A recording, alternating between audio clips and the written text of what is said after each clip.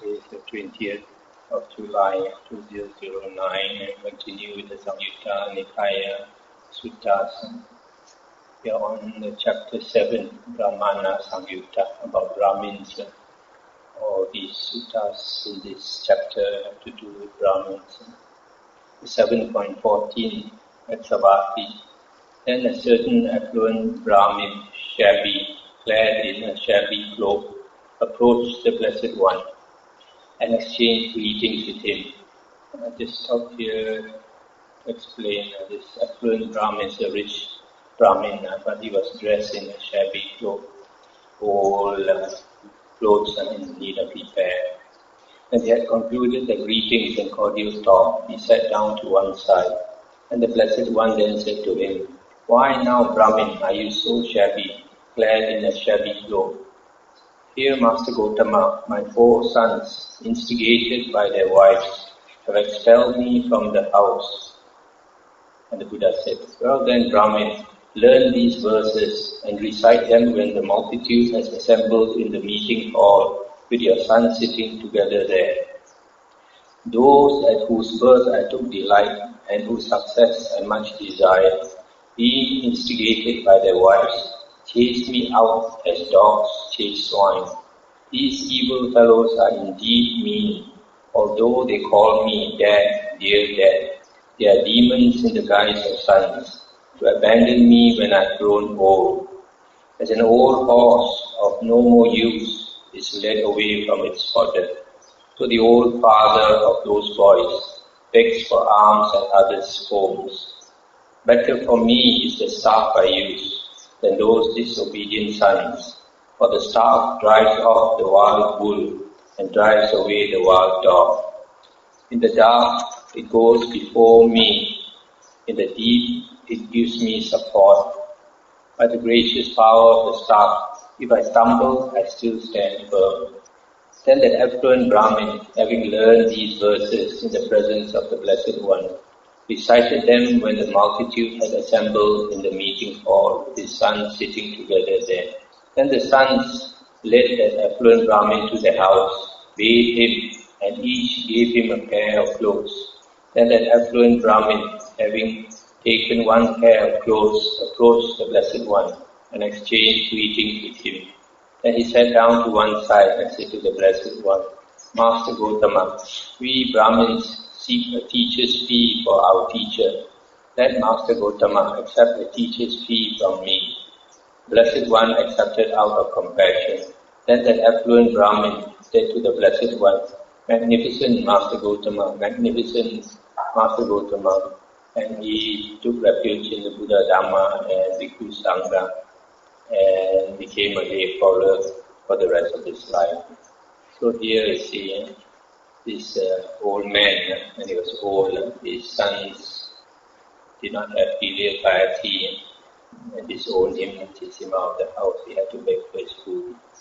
So when the Buddha taught him these verses and he chanted in public before all the Brahmins, the sons were so embarrassed that they took him back, looked after him. So he was very grateful to the Buddha. So he came and presented this pair of clothes to the Buddha as a teacher's fee. These Brahmins, they have this tradition where they have to offer something to the teacher. It's an Indian tradition. Next sutta is 7.15. At Savatthi. On that occasion, a Brahmin named Mahathera, stiff with conceit, was residing at Savatthi. That's the meaning of Mahathera, stiff with conceit, proud, arrogant. He did not pay homage to his mother or father, nor to his teacher or eldest brother. Stop here for a moment. You see here, we see that he did not pay homage to his mother and father, or to his teacher or eldest brother. That means it was an Indian tradition for a person to bow to the mother and father, to the teacher and the elder brother and all that. And this tradition has come down to Buddhist countries. In Thailand, they also, children bow to the parents and to the teachers. On that occasion, the Blessed One was teaching the Dhamma surrounded by a large assembly. Then it occurred to the Brahmin Mahathera This ascetic Gautama is teaching the Dhamma surrounded by a large assembly. Let me approach him. If the ascetic Gautama addresses me, then I will address him in turn. But if he does not address me, neither will I address him. Then the Brahmin Mahathera approached the Blessed One and stood silently to one side. But the Blessed One did not address him. Then the Brahmin Mahathera, thinking, this ascetic Gautama doesn't know anything, wanted to turn back. But the Blessed One, having known with his own mind the reflection in the Brahmin's mind, addressed the Brahmin Mahathera in verse. Fostering of conceit is never good for one keen on his welfare, Brahmin. You should instead foster that purpose because of which you have come here.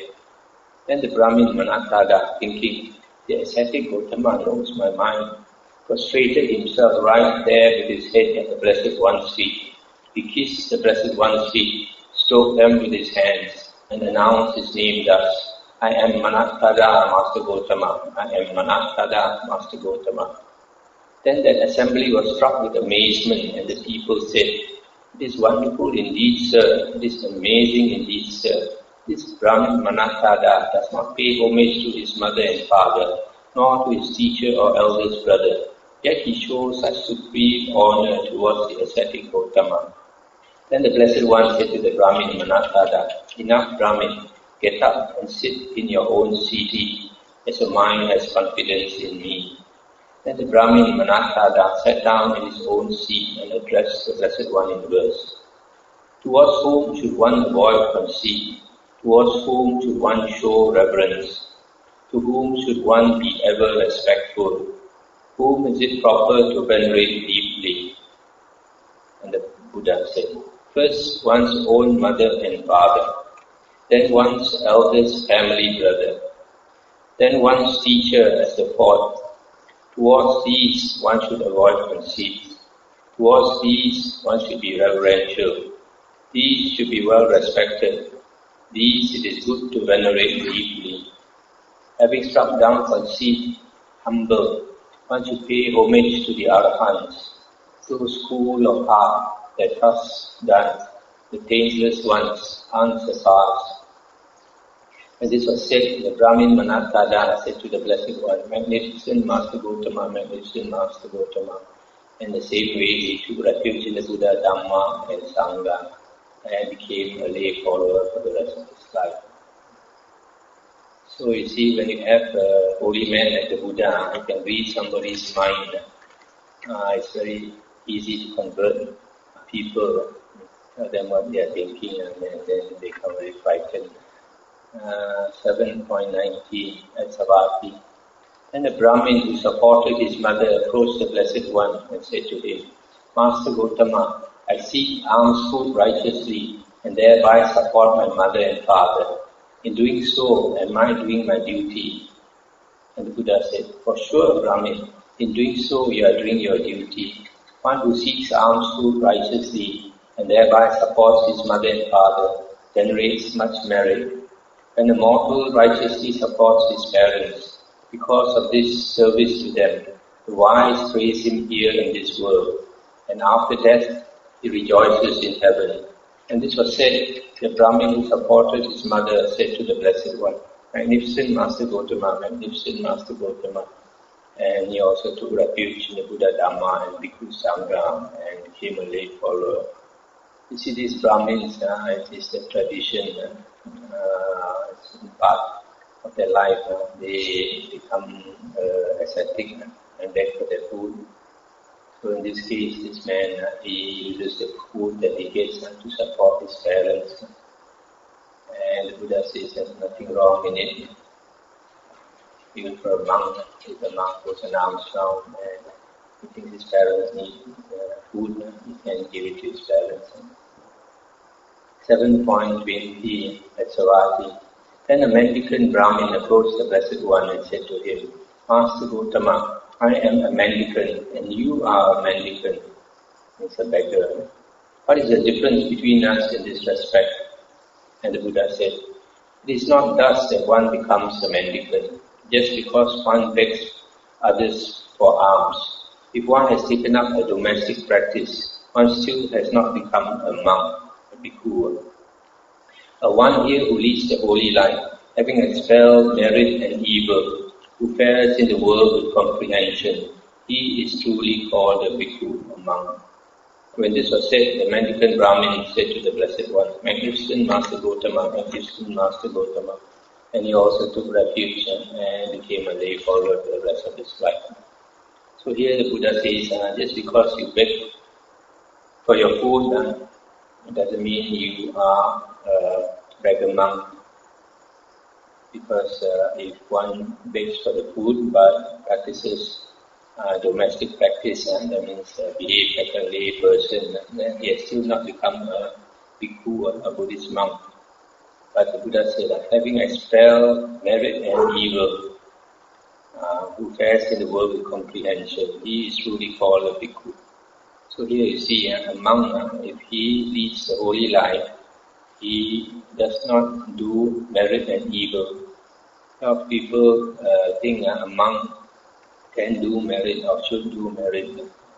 But actually, if a monk practices the holy life, of course evil he should not do at all, even lay people should not do any evil. But merit here is like charity. Nowadays a lot of monks, because they have a lot of excess funds, they use it for charity. But that is alright, but it should not be a priority. The priority of a monk is to practice the holy life and try to get out of samsara. And that's the end of the chapter. Now we come to the next chapter, chapter 8. So far all these chapters in this first book, they don't have so much Dhamma, they're not so serious. Because this book is called the Sagatha Raga, the first book of the 11 chapters. Come with verses, a lot of verses, so they don't have much Dhamma compared to the later books. So this chapter number 8 is Vangisa-samyutta. This course is connected with Vangisa, the monk.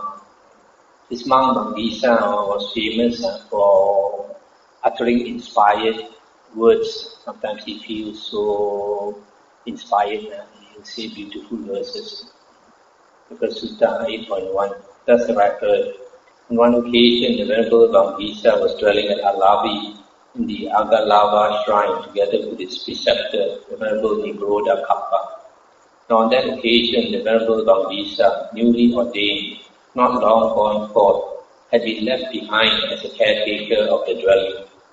Then a number of women, beautifully adorned, approached the Agalavaka path in order to see the dwelling.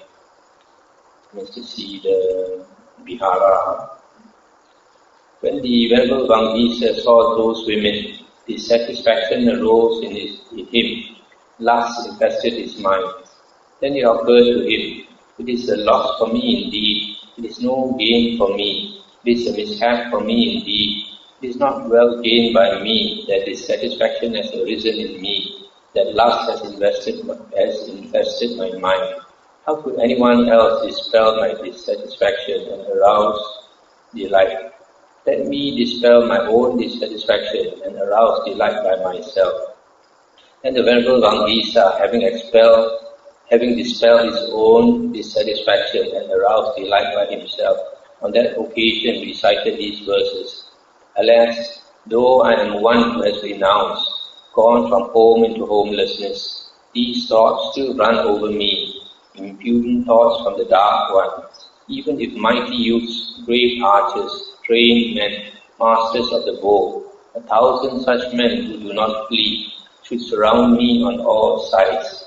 And if women were to come here, still more numerous than this, they would never make me tremble, for I stand firmly in the Dhamma. I have heard this as a witness from the Buddha, kinsman of the sun. The path leading to Nibbana, that is where my mind delights. If while I am dwelling thus, you approach me, evil one, I will act in such a way, O death, that you won't even see my path. The end of the sutta. So here, this Venerable Vangisa, when a lot of beautiful women came, he had all these sensual thoughts. And then he realized nobody can help him except himself. So he made a great effort to dispel those sensual thoughts. In the Majjhima Nikaya, there are some suttas that deal with this, how to dispel these asavas, these uncontrolled mental outflows. So, to the sutta, there are few examples given. Like one is to think of something else, and another one is to think of the unwholesomeness of those sensual thoughts, the bad effects of those sensual thoughts, and various other ways. So, because he understood the Dhamma, that's why understanding the Dhamma is very important. If we don't understand the Dhamma, then we don't have right view, and if we don't have right view, we are influenced by all this.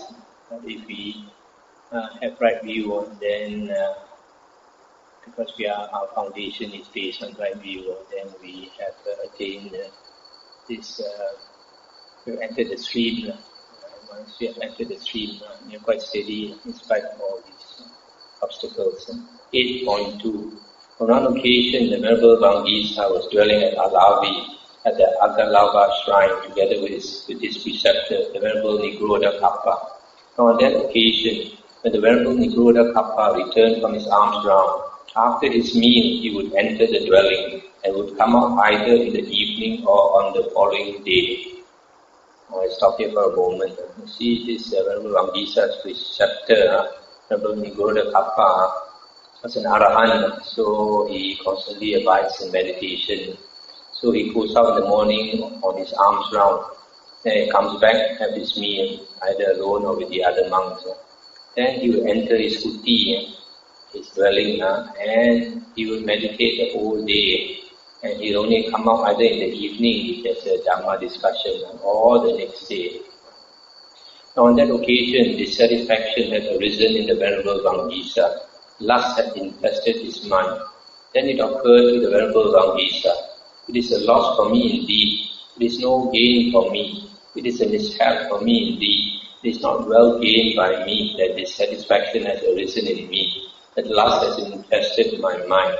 How could anyone else dispel my dissatisfaction and arouse delight? Let me dispel my own dissatisfaction and arouse delight by myself. Then the Venerable Vangisa, having dispelled his own dissatisfaction and aroused delight by himself, on that occasion recited these verses. Having abandoned discontent and delight and household thoughts entirely, one should not nurture lust towards anything. The lustless one, without delight, he is indeed a bhikkhu, a monk. Whatever exists here on earth and in space, comprised by four, included in the world, everything impermanent decays. The sages have pierced this truth. People are tied to their acquisitions, their attachments, to what is seen, heard, sensed, and felt. Dispel desire for this, be unstirred. They call him a sage who clings to nothing here. Then those caught in the 60, led by their own thoughts, there are many such among the people who have settled on wrong doctrine, who would not join their faction anywhere, nor utter corrupt speech. He is a bhikkhu, proficient, long trained in concentration, honest, discreet, without longing. The sage has attained a peaceful state, depending on which he bides his time, fully quenched within himself. So here is inspired verses, very interesting. This Venerable Vangisa on that occasion should have been quite young to be constantly troubled by lustful thoughts. 8.4. On one occasion, the Venerable Ananda was dwelling at Savatthi in Jeta's Grove, Anathapindika's park. Then in the morning, the Venerable Ananda, dressed and taking bowl and robe, entered Savatthi for alms to the Venerable Vangisa as his companion. Now on that occasion, dissatisfaction had arisen in the Venerable Vangisa. Lust had infested his mind. Then the Venerable Vangisa addressed the Venerable Ananda in verse. I am burning with sensual lust. My mind is engulfed by fire. Please tell me how to extinguish it out of compassion, O Gautama. The Venerable Ananda said, It is through an inversion of perception that your mind is engulfed by fire. Turn away from the sign of beauty, provocative of sensual lust. See formations as alien, as suffering, not as self. Extinguish the great fire of lust. Don't burn up again and again. Develop the mind on calmness, one-pointed, well-concentrated. Apply your mindfulness to the body. Be engrossed in revulsion. Develop meditation on the signless and discard the tendency to conceive. Then, by breaking through conceit, you will be one who fares at peace. This Venerable Ananda may have probably have the same preceptor as this Venerable Vangisa, who means the Venerable Nigoda Kappa. I think was the preceptor of both these monks, that's why they were living together. So Venerable Ananda, being more senior, was walking in front. So this young monk was asking Venerable Ananda to help him how to dispel his sensual lust. So Venerable Ananda told him, it is a matter of perception. We see something as beautiful, then lust arises. But you perceive something as unattractive, then there is no lust will arise. Repulsion instead will arise. So Venerable Ananda also asked him to keep his mind one-pointed and well-concentrated. Actually, this sensual lust is a problem with a lot of people on the spiritual path. That's why the Buddha taught the first type of meditation was the 32 parts of the body, what the Chinese call Puching Quan, meditation on the unattractiveness of the body, to recite the body parts one by one and to contemplate head, hair, body, hair, nails, teeth, skin, flesh, sinew, bone, marrow, kidney, heart, liver, midriff, spleen, lung, bowel, entrail, gorge, dung, brain, bowel, phlegm, pus, blood, sweat, fat, tear, grease, snot, oil of the joint, urine. So if you recite these 32 parts slowly, and then you can contemplate them one by one, so that you can see a human being as made up of all these parts, which are not so attractive after all. And if you want to practice concentration of mind, then you recite them fast. So this type of chanting is very useful. So, for example, when you lie down and you want to fall asleep, keep chanting. The next sutta is 8.7.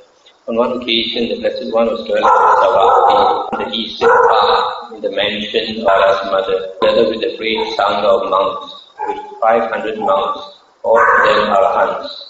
On that occasion, the Upasaka day of the 15th, the Blessed One was sitting in the open, surrounded by the Bhikkhu Sangha, in order to hold the Pavarana.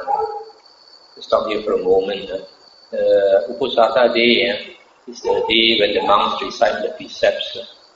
In the lunar calendar, it's the 15th day of the lunar calendar, and also the 30th day of the lunar calendar, a month, or if there's no 30th, 30 days, it's 29 days. But this is if we take the lunar calendar in terms of months. Like in India, they take it as a fortnight, every fortnight, and then it's the 15th is the 15th, and then the 30th is considered to be the 15th day of the fortnight. It is the 29th day, and then it's the 14th day of the fortnight. So this Pavarana is an invitation, and this is only done once a year. After the rains retreat, in India there are 3 seasons. The rainy season, followed by the winter season, and which is followed by the summer season. And 3 seasons, each season has 4 months. And during the rain season, it is a tradition in India for ascetics and monks to stay in one place, to have a retreat in one place, not to travel. And normally in the Buddhist tradition, for the first 3 months, the monks will stay in a place one place, it's called the Vasa retreat, what we are doing now. And then the last month, the 4th month of the rains, the time when the monks look for ropes, and they look for ropes cloth, look for the cloth to make a rope. So this Pavarana is held on after the 3 months rains retreat. Then on this rains retreat begins the day after the full moon day in July. So it lasts up to the 15th, the full moon day of October. So on the full moon day of October, they have this Pavarana. Instead of reciting the precepts, they recite the Pavarana, which is an invitation. And that means each monk will invite the other monks to criticize him if he has done anything wrong, or they suspect him to do anything, have done anything wrong during the 3 months. It's a way of, it's a practice of humility and also to goodwill among each other. Then having surveyed the silent Bhikkhu Sangha, the Blessed One addressed the bhikkhus or the monks that, "Come now, monks, let me invite you. Is there any deed of mine, either bodily or verbal, which you would censure, you criticize?" When this was said, the Venerable Sariputta rose from his seat, arranged his upper robe over one shoulder, and raising his joint hands in reverential salutation towards the Blessed One, said to him, "Venerable Sir, there is no deed of the Blessed One, either bodily or verbal, that we censure. For Venerable Sir, the Blessed One is the originator of the path unarisen before, the producer of the path unproduced before, the declarer of the path undeclared before. He is the knower of the path, the discoverer of the path, the one skilled in the path, and his disciples now dwell following that path and become possessed of it afterwards. And I, Venerable Sir, invite the Blessed One. Is there any deed of mine, either bodily or verbal, which the Blessed One would censure?" I'll stop here for a moment.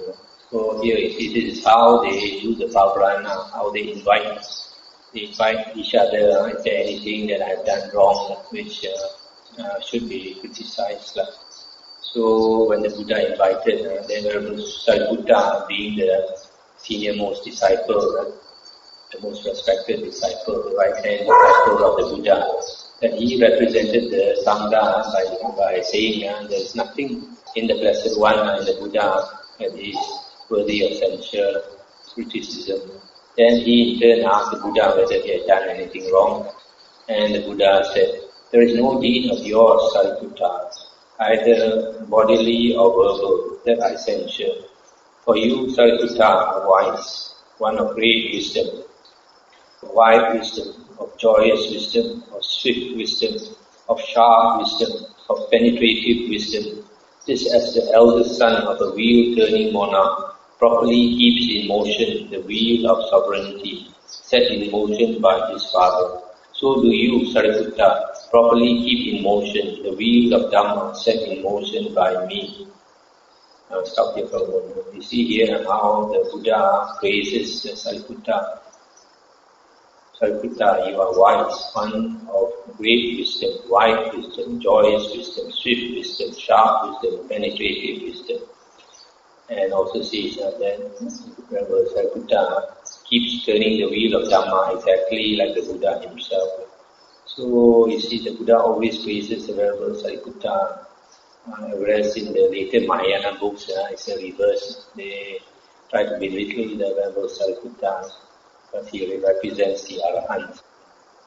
And then Venerable Sariputta said, "If Venerable Sir, the Blessed One does not censure any deed of mine, bodily or verbal, does he censure any deed, bodily or verbal, of these 500 monks?"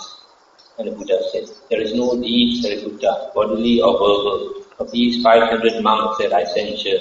For of these 500 monks, Sariputta, 60 monks are triple knowledge bearers. 60 monks are bearers of the 6 direct knowledges. 60 monks are liberated in both ways, while the rest are liberated by wisdom." I'll stop here for a moment.